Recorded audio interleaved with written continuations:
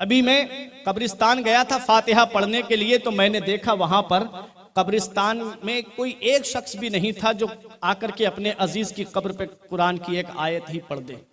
कभी कभी बड़ा अफसोस होता है, सोच करके बड़ा दिल को तकलीफ पहुंचती है कि आज कुरान का इल्म अगर हमारे पास हो, आज हमारे पास में हर काम के लिए वक्त है, लेकिन वो कब्रिस्तान में लेटे हैं, उनके पास जाने के लिए हमारे पास वक्त नहीं। अब मैं एक हदीस सुनाता हूं आपको। मदीने वाले मुस्तफ़ा ने फरमाया, फल मैयतो फिल कब्र इल्ला कल गरीक़िल मुतगव्विस यंतज़िरूना दावतन तलहकुहु मिन अबिन औ उम्मिन औ अखिन औ सदीक़िन।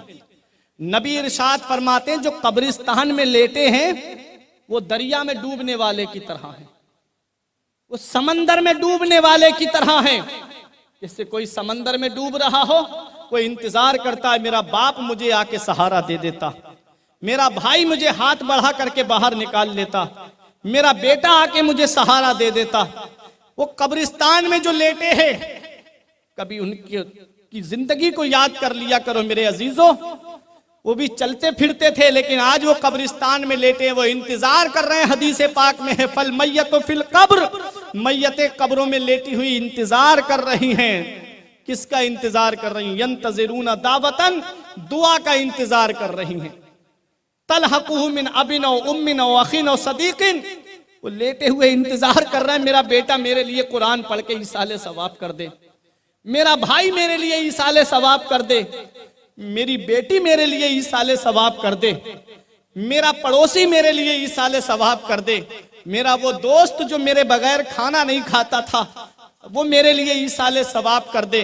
मदीने वाले मुस्तफ़ा फरमाते, जब कोई घर वाला ईसाले सवाब करता है तो उसे दुनिया वमा फीहा से सबसे ज्यादा प्यारी चीज जो होती है वो ईसाले सवाब होता है। कभी कब्रिस्तान को देख लिया करो।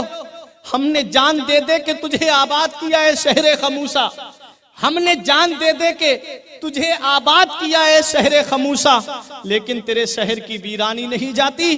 कभी देख लिया करो उन कब्रों में लेटे हुए, वो भी चलते फिरते थे, वो भी खाते पीते थे, जिनके बारे में तुम बगैर उनके लुकमा नहीं उठाते थे, आज वो कब्रिस्तान में तुम्हारे ईसाले सवाब का इंतजार कर रहे हैं। मुस्लिम बिन अम्र एक बुजुर्ग गुजरे हैं, वो कहते हैं मेरे पड़ोस में एक शख्स ऐसा था जो कब्र खोदने का काम करता था। कब्र खोदने का काम मुस्लिम बिन अम्र कहते हैं, मैंने सोचा लाओ ये कब्रिस्तान में रहते थे, कोई अजीब बात पूछ करके आऊं, कोई अजीब बात मुझे मिल जाएगी तो मैं उस पर अमल कर लूं, ताकि मैं मेरे दिल में भी खौफे खुदा और ज्यादा बढ़ जाए। कहते हैं मुस्लिम बिन अम्र मैं गया उसके पास, बुजुर्ग हो गए थे, बूढ़े हो गए थे। कहते मैंने सलाम किया, उन्होंने मेरे सलाम का जवाब दिया।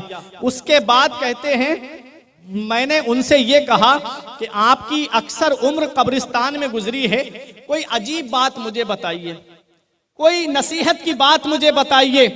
तो मुस्लिम बिन अम्र से वो बुजुर्ग कहते हैं, तुम आज मुझसे एक बहुत राज की बात पूछते हो तो मैं बताता हूं। वो बात बता रहा हूं जिसने मुझे बदल दिया मुस्लिम बिन अम्र। मैं सीधे रास्ते पे आ गया उस दिन से। कहा एक दिन शिद्दत की गर्मी पड़ रही थी, मैं कब्र खोद रहा था, मैंने एक कब्र तैयार की, पसीने में शराबोर था। कहते हैं जब मैंने कब्र खोद ली तो मेरे दिल में ये ख्याल आया कि लाओ एक कब्र और खोद लेता हूं, क्योंकि कब्रें उजरत पे खोदी जाती थी पहले, अब तो अजीजो अकारिब खोद देते हैं। शहरों में आज भी रिवाज है कि उजरत पे कब्र खुदवाई जाती है। तो कहते हैं कि मैंने एक कब्र तैयार कर ली, फिर दूसरी तक कब्र खोद ली। कहते हैं तीसरी कब्र जब मैं खोदने के लिए आगे बढ़ा तो उसमें से गरम गरम तपिश आने लगी, गरम गरम हवा मुझे लगने लगी, आग का सेक आने लगा मुझे। कहते हैं लेकिन मैं कोशिश करके मैंने उस कब्र को भी तैयार कर लिया। कहते हैं अब मैं पेड़ के नीचे खड़ा हो गया ताकि थोड़ी हवा मुझे लग जाए और ये पसीना मेरा सूख जाए। कहते हैं मैंने देखा आसमान से दो लोग उतरे और एक जो पहले कब्र मैंने खोदी थी उसके सरहाने खड़े हो गए, एक सरहाने और एक पाई थी। तो सरहाने वाले ने पायती वाले से कहा लिख। उसने कहा क्या लिखूं? कहा इसकी कब्र को 40 हाथ लंबा और 40 हाथ चौड़ा दाएं बाएं आगे पीछे लिख दे। वो कहते अब मैं सोच में पड़ गया कि देखो दूसरी कब्र के बारे में क्या होता है। कहते दूसरी कब्र के पास में आके खड़े हुए तो सरहाने खड़े होने वाले ने कहा लिख। बोले क्या लिखूं? कहा कि जहां तक नजर जाए वहां तक इस कब्र को कुशादा लिख दे। बोले अब वो तीसरी कब्र कि जिसके अंदर से आग का सेंक आ रहा था, कहते मैंने सोचा कि लाओ देखूं इसके बारे में क्या होता है। तो कहा जब वो कब्र के पास में खड़े हुए तो कहा कि इसको इतना तंग लिख दे जितना शहादत वाली उंगली और अंगूठे के दरमियान की जगह है। कहा इसको इतना तंग लिख दे। कहते अब मैं सोचने लगा कि देखूं इसमें जनाजे कौन आते हैं। कहते पहला जनाजा आया, 4 लोग कांधा दिए हुए थे, 4-5 लोग साथ में चल रहे थे, कोई जनाजे में भीड़ भाड़ नहीं थी। कहते हैं मैंने उनसे पूछा कि ये किसका जनाजा है? कहा ये हमारे मोहल्ले के सबसे गरीब आदमी का जनाजा है। कहा अमीरों ने इसके जनाजे में आना भी पसंद नहीं किया। कहते हैं कि हमने चंदा करके पैसे इकट्ठे करके इसके कफन दफन का इंतजाम किया है। कई लोगों में सोच में पड़ गया।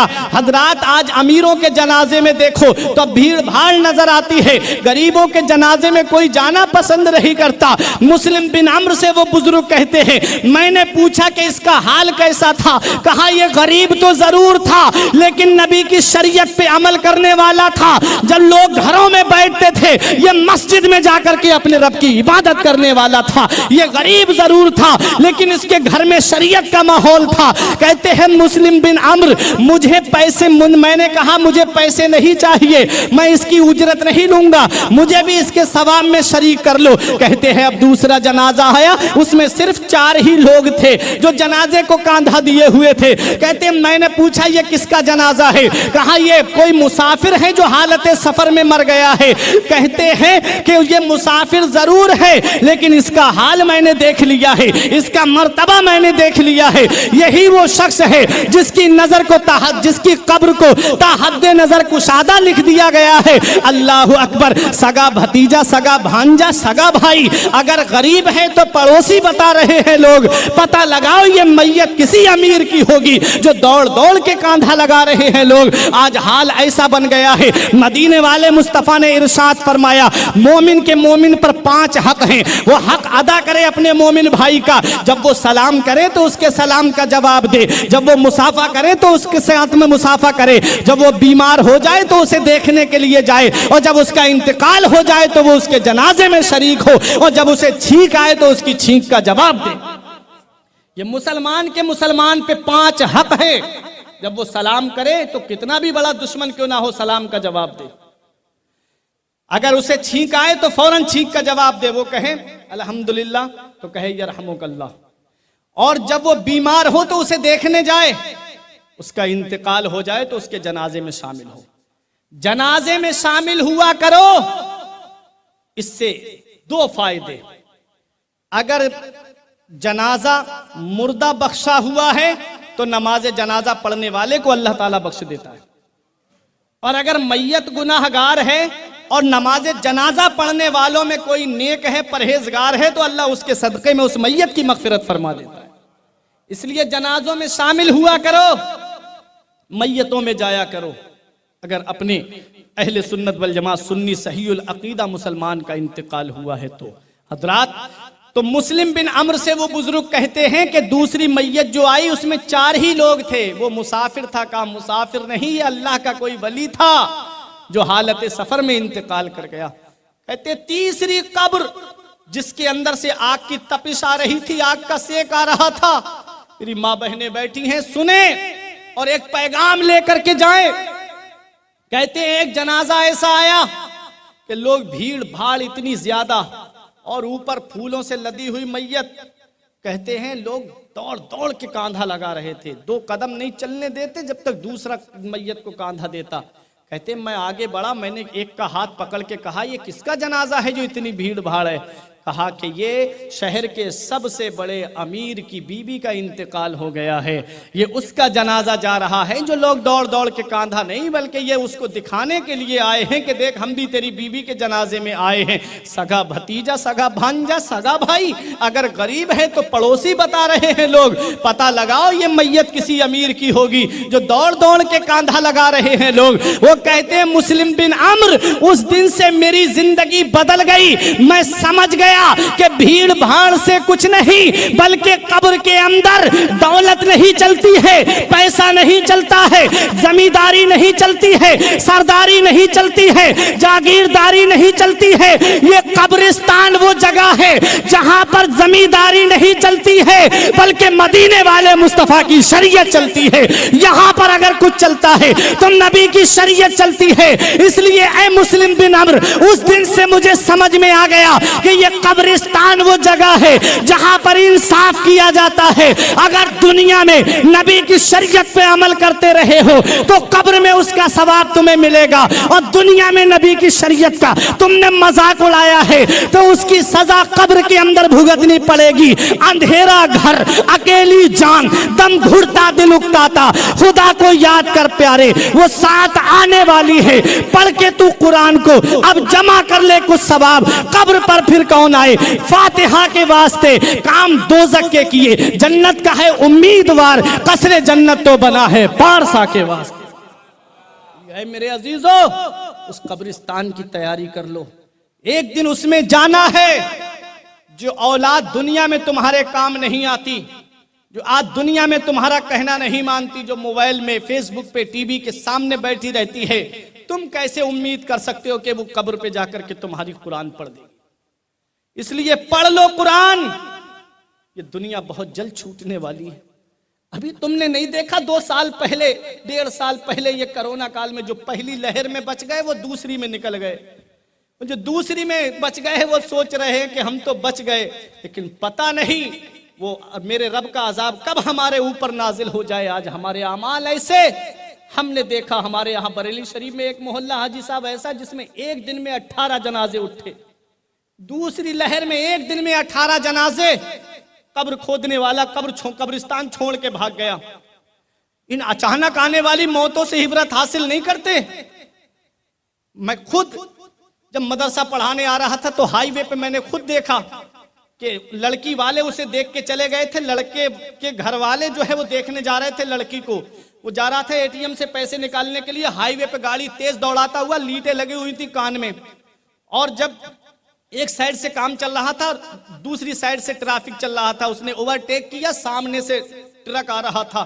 जब टक्कर हुई तो उसके गर्दन से ऊपर का हिस्सा बिल्कुल खत्म हो गया, आंख की पुतलियां रोड पे टहल रही थी। कभी अचानक आने वाली मौतों से इबरत हासिल नहीं करते, पता नहीं ये दुनिया कब छोड़ के जाना पड़ जाए। मेरे अजीजों, आज ऐसे ऐसे कुफरिया गाने चल रहे हैं। मदीने वाले मुस्तफ़ा ने फरमाया, रियाजुस्सालिहीन के अंदर भी ये हदीस पाक मैंने पढ़ी कि एक वक्त ऐसा आएगा मेरी उम्मत पे कि सुबह को बंदा मोमिन होगा तो शाम को काफिर हो जाएगा, शाम को मोमिन होगा तो सुबह को काफिर हो जाएगा। ऐसे ऐसे कुफरिया गाने चल रहे हैं कि मेरे रब की शान में गुस्ताखी, मेरे नबी की शान में गुस्ताखी। ऐसे कुफरिया गाने सुन करके मेरा कौम का भाई ईयरफोन लगाए, ब्लूटूथ कान में लगा करके रोड पे, गालियों में, गाड़ियों पे गाने सुनता हुआ नजर आता है। मैं एक बात आपसे ये पूछना चाहता हूं मेरे नौजवानों, अगर अचानक से मौत आ गई और गाने सुनते हुए इस दुनिया से चले गए तो बताओ कौन है तुम्हारे जो काम आएगा, बताओ कौन है जो तुम्हारी सपोर्ट करेगा। हजरात गिरामी, मदीने वाले मुस्तफा ऐसे लोगों से चेहरा फेर लेंगे, और जब कब्र में नबी चेहरा फेर लेंगे तो कौन काम आएगा। यही तो मेरे इमाम ने कहा था कि उनको रहम आए तो आए, वरना वो कड़ी मार है क्या होना है, छुप के लोगों से किए जिसके गुनाह, वो खबरदार है क्या होना है। इसलिए जब भी घर से निकला करो तो सफर की दुआ पढ़ के निकला करो, और जब गाड़ी पे हुआ करो तो कलमा शरीफ पढ़ते रहा करो, जब कलमा शरीफ और दुरूद शरीफ की तिलावत करते रहा करो। पता नहीं ये दुनिया कब छोड़ के जाना पड़ जाए। अरे जब इस दुनिया से हम जा रहे हो तो हमारा ईमान सलामत हो, और हम इस दुनिया से जा रहे हो तो कब्र की बहारें हमारे लिए हैं, फिर उक़बा के नज़ारे हमारे लिए हैं। ये कब्रिस्तान को याद कर लिया करो। औलाद के माँ बाप के हुकूक में से एक हक ये भी है औलाद के ऊपर कि जब उनका इंतकाल हो जाए तो औलाद माँ बाप के लिए बख्शिश की दुआ करती रहे, उनके लिए मग़फ़िरत की दुआ करती रहे। मदीने वाले मुस्तफ़ा ने इरशाद फरमाया है, अगर बाप में से बाप या माँ में से किसी का इंतकाल हो जाए तो जुमे के दिन बाप या माँ की कब्र की जियारत कर ले तो गोया ऐसा है जैसा उसने दुनिया में अपने माँ बाप की जियारत की है। जुमे के दिन माँ की या बाप की कब्र की जियारत कर ले तो वो सवाब है जैसे दुनिया में माँ बाप के चेहरे की जियारत करने का सवाब मिलता है। लेकिन होता क्या है, आज हम अपने कामों में तो लगे हुए हैं लेकिन उनको भूल गए। आज तुम अपने माँ बाप को भूल गए तो कहीं वो दिन ना आ जाए कि तुम्हारी औलाद तुम्हें भुला दे। इसलिए जाओ और कुरान पढ़ लिया करो उनके सरहाने बैठ करके। मदीने वाले मुस्तफा ने इरशाद फरमाया, मन दखलल मकाबिरा फक़रा सूरत यासीन खफ़फ़ल्लाहु अन्हुम। जो कब्रिस्तान जाए और एक मर्तबा सूरह यासीन शरीफ पढ़ दे, कब्रिस्तान जाए और एक मर्तबा सूरह यासीन शरीफ पढ़ दे, खफ़फ़ल्लाहु अन्हुम, तो अल्लाह ताला कब्रिस्तान के मुर्दों के अजाब में तखफीफ कर देता है और पढ़ने वाले को तादाद के बराबर सवाब अता फरमाता है। पीछे वाले भी बोले सुभान अल्लाह। अब आप मुझे बता सकते हो, कोई कितना भी बड़ा कैलकुलेट करने वाला क्यों ना हो, लेकिन वो दावे से मुझे ये बता दे कि मोरवी के कब्रिस्तान में कितने मुर्दे दफन हैं? कोई गिन के बता सकता है? कब से चले आ रहे हैं? कोई नहीं बता पाएगा।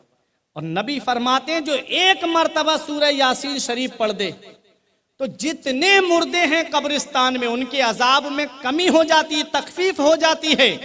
और पढ़ने वाले का फायदा यह है कि तादाद के बराबर अल्लाह उसे सवाब अता फरमाता है। सुभान अल्लाह। अब कोई बदअकीदा ये कहे कि अरे ये मौलाना कह रहे हैं कि एक मर्तबा सूरह यासीन का सवाब इतने लोगों कैसे पहुंच जाता है, तो समझाने के लिए बहुत अच्छा मौका है। व्हाट्सएप पे ग्रुप होता है, उसमें 1000 लोग, 100 लोग, 200 लोग जुड़े होते हैं। एक ही चीज आप भेजते हो, सबके पास पहुंचती है कि नहीं पहुंचती है? पहुंचती है कि नहीं पहुंचती है? तो कितना आज तो समझाने के लिए बहुत सारे तरीके हमारे पास मौजूद हैं।